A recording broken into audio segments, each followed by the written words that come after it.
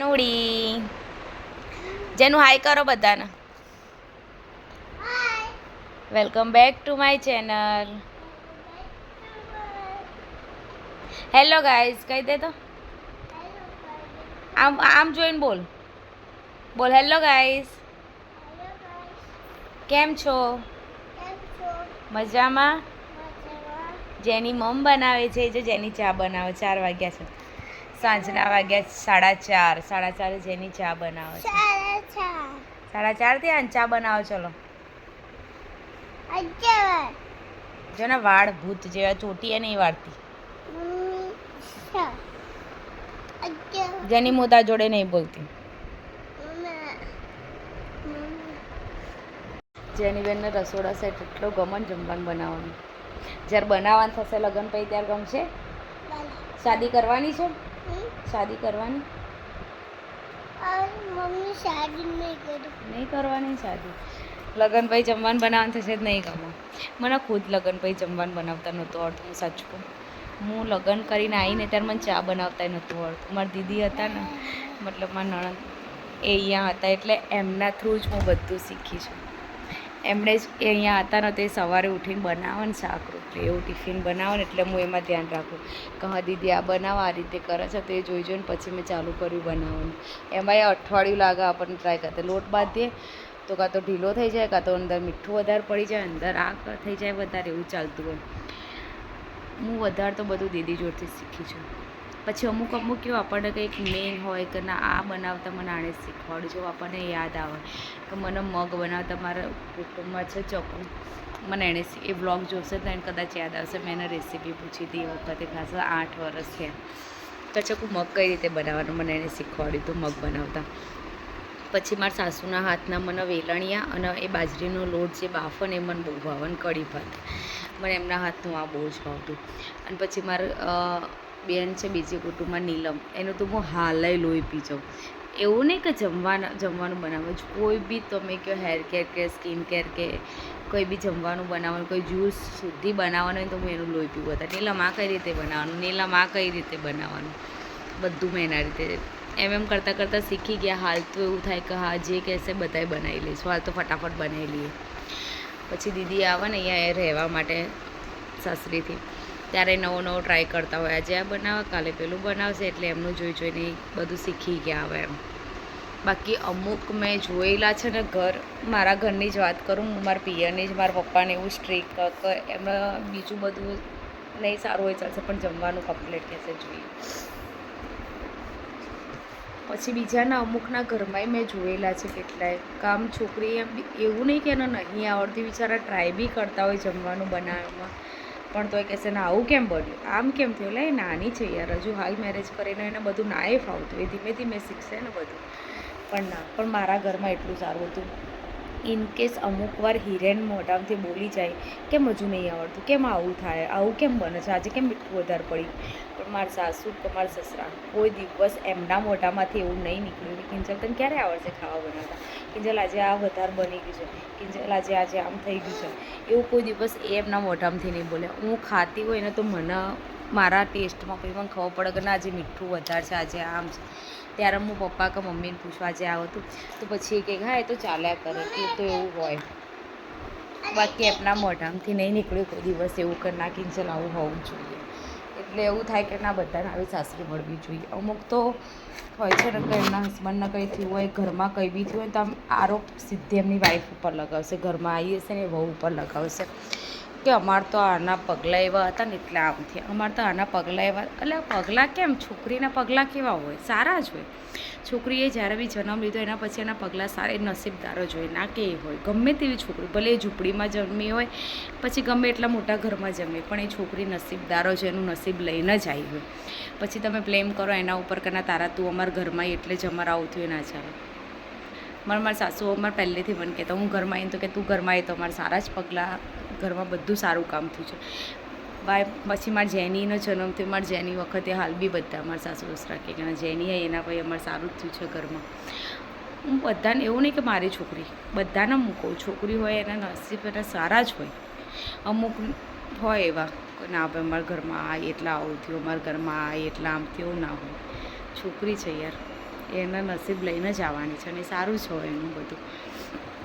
અમુક હોય છે એવા બિચારી એમ એના મા બાપ એવું વિચારતા હોય કે ચાલ આપણા ઘેર એને સુખ નહીં જોયું તો આપણે એને મેરેજ કરીએ એટલે એને સાસરીમાં સુખ મળશે.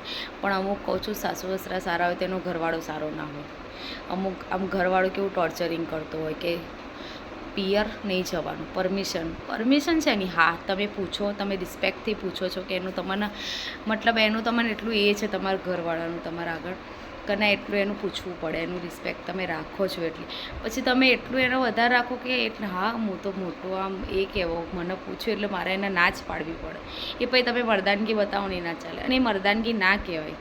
તમે તમારા વાઈફ આગળ તમે મર્દાનગી બતાવો કે ના તાર મમ્મી પપ્પાને મળવા નહીં જવાનું, કેમ પણ નહીં જવાનું.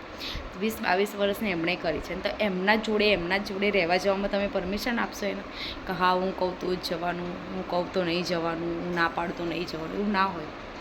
એ મર્દાનગી ના કહેવાય. અમુક લોકો હોય એવા કે આમ લેડીઝના ઉપર હાથ ઉપાડશે, એને ગમે તેમ બોલશે, પ્લસ બધા બેઠા હોય ફેમિલીવાળા એની આગળ એને ઉતારી પાડશે ને પછી કહેશે હું મર્દાનગી બતાવું પણ ના મારા જુઓ કોઈ મર્દ નહીં. એ મર્દાનગી ના કહેવાય મારા હિસાબથી તો.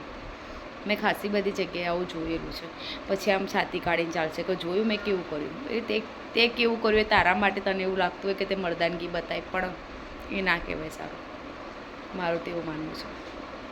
હોય છે ઘણા બધા એવા કે પરમિશન આપો, આમ આપો, તેમ આપો, એવું ના ચાલે. એને બ્લેમ કરતા હોય કે તું શું કરે આખો દિવસ, ઘરનું કામ જ કરે તો હા શું થઈ ગયું. અમુક હોય તો નોકરી કરતા હોય, અમુક ઘરનું કામ કરતા હોય. પણ મેં તો બધાના મોડે એવું સાંભળ્યું નકર નોકરી કરવી ને એના કરતાં ઘરનું કામ બહુ કઠિન. એક સમય તમે નોકરી તમારા ટાઈમે પૂરી કરીને આવતા રહેશો, તમારા ઘરનું કામ પૂરું થશે, તમારા છોકરા સાંભળવા છોકરાને રાખી શકો તમે. અમુક લોકો એવું કહેતા હોય કે 2 છોકરાને રાખવાને એના કરતાં 10 ઘરના કામ કરવા સારા. એમનેમ નહીં થતું. હા તમે લોકો છોકરાઓ છો, તમે નોકરી કરતા હશો, તમે કોઈ બી ધંધો કરતા હશો, તમે બી ત્યાં કામ કરતા હશો તો કોઈ ઘરે કામ એમનેમ તો નહીં થઈ જતું હોય. ઘરમાં બી તમે આમ મહેનત તો કરવી પડતી હશે ને, એમનેમ તો કામ નહીં થઈ જતું હોય ને. અમુક એવા હોય છે છોકરાઓ. હું મારા જાતને એટલી નસીબદાર માનું છું કે મને એવું ફેમિલી નથી મળી. જે બી હું બહાર અમુક હું જોઉં તો મને આમ એવું થાય કે હા આ છોકરીને આવું હશે, આ છોકરીને આમ હશે, આટલું બધું બ્લેમ કરે છે એના ઉપર. એને આટલી બધી પરમિશન લેવી પડે એના મા બાપ જોડે જવા માટે, પ્લસ એના ઘરમાં એને આવી રીતે રાખવામાં આવે છે. તમે એક છોકરીને ગાળો બોલો છો, આમ કરો અને પછી તમે રોજ સવારથી અગરબત્તી કરશો, બહાર ગમે એટલા કર્મ કરશો કે હું રોજ સવારે મંદિર જાઉં છું, હું આમાં ગૌ માતાનું હોય એમાં આટલું દાન કરું છું, આમાં આટલું દાન કરું છું. એટલે તારું શું કામનું એ દાન? મને એમ નહીં ખબર પડતી. ત્યારે ઘરમાં તાર બહુ જ રડતી હશે, તાર છોકરી જ રડતી હશે, દાન શું કામનું?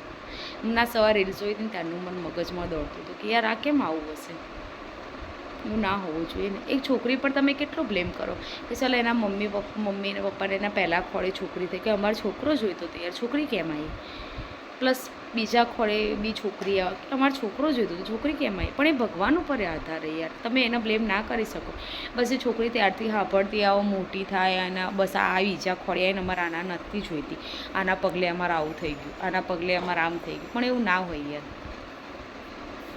હું તો કહું છું છોકરા કરતાં છોકરી સારી અને હોવી જોઈએ સારી. કેમ ના હોવી જોઈએ? છોકરા કરતાં છોકરીઓ સારી. મને છોકરી પહેલેથી બહુ ગમતી. હું એવું નહીં કહેતી કે મને બીજા ખોળે છોકરી આપી એટલે. મારે જ્યારે બી જેની વખતે હું પ્રેગ્નન્ટ હતી, 2nd મંથ ચાલુ થયું ત્યારથી મેં અને હિરેને બંને બાધા રાખી હતી કે ભગવાન અમને છોકરી જ આપજે. મારી નણંદને ભાણી હતી ને પરી, ત્યારે હું એને બહુ રાખતી. મને મારા સાસુ નણંદ બહુ બોલતા કે તું આના કેટલા કપડાં લાવે છે, આને આટલું બધું એ કરે આમ કરે. પણ ના, કેમ છોકરી બિચારી આપણા ઘરે છે ત્યાં સુધી લેર કરશે. મને બહુ ગમતી છોકરીઓના નવા કપડાં લાવવાનું. હું ક્યાંય બી બજારમાં જતી ને તો ફ્રોક જોઈ જાઉં, કશું બી જોઈ જાઉં ને તો તરત હું મારા ભાણી માટે લઈ લેતી કે મને બહુ ગમે એમ. હું એને પહેરાવું રાખું બધું જ. છોકરીઓ મને પહેલેથી બહુ ગમતી. હોવી જોઈએ. છોકરી આપણા ઘેર છે ત્યાં સુધી એને પ્રેમ કરવાનો હોય. પછી મોટી થશે બધા એને જ કહેશે કે આ તો આવી છે, આ તો આમ તેમ. એ છોકરી એટલે શું, મને તો એવું લાગે ને કે છોકરી એટલે તમારે સહન કરવાનું મશીન જ છે. બસ એને સહન જ કરવાનું હોય છે. એને હું કીધું ને કે નાની હોય ત્યારથી સાંભળતી આવી કે અમારા નથી જોઈતી, મોટી થાય એટલે એના ઘરવાળા એને સંભળાવવા આમ તેમ બધું. કંઈ બી ભૂલ થઈ જાય તો પણ હા તમે માફ નહીં કરી શકતા એનું? ખબર ને કેમ આવું થાય છે.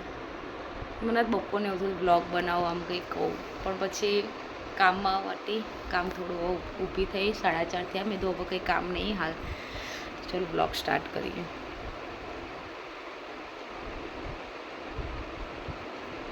એનાથી કંઈ આમ તો કે અમુક સાસરીવાળા કેવા હોય કે છોકરીનાથી કંઈ ભૂલ થાય સીધું એના મા બાપ પર, તારા માં આવી તારો બાપ આવો, તારી માં આવી તારો બાપ આવો. તો શું છોકરા ઉપર કંઈ ભૂલ થતી હોય તો આપણે એમને એવું કહેવાય છે કે તારી માં આવીને તારો બાપ આવો?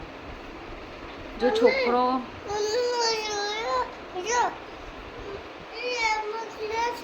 નીચે પડી ગયા. અમુક હસબન્ડ વાઈફના ઘરમાં ઝઘડા થતા હોય છે, એનો તો સ્વભાવ એવો છે ગુસ્સાવાળો.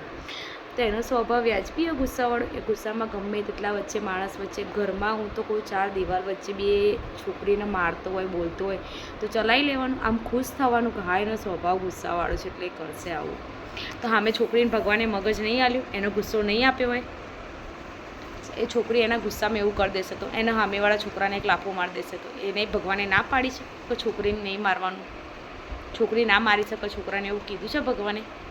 ભગવાને એને પણ ગુસ્સો આપ્યો છે, એનું પણ મગજ છે, એ બી ગમે તેને મારી શકે, પણ એવું નહીં આપતું ને સમાજ. આપણો સમાજ ના પાડે છે કે ના, છોકરી ગુસ્સો કરશે, છોકરી એકબીજાને હાથ ઉપાડશે તો આ છોકરી તો નહીં સારી, આનું કેરેક્ટર ખરાબ હોય, આ તો ગુસ્સાવાળી છે, આ તો એના મા બાપે સંસ્કાર નહીં આપે. પહેલું તો મા બાપ ઉપર આંગળી ઉઠશે.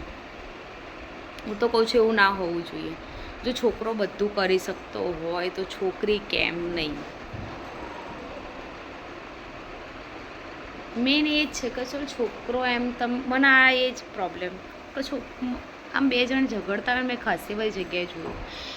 આ એ તો એનો સ્વભાવ જ એવો છે પહેલેથી, ગુસ્સાવાળો છે. પછી 5 મિનિટ પછી એને કંઈ નહીં હો, 5 મિનિટ પછી બધું ભૂલી જશે, પણ એ શું કામનું?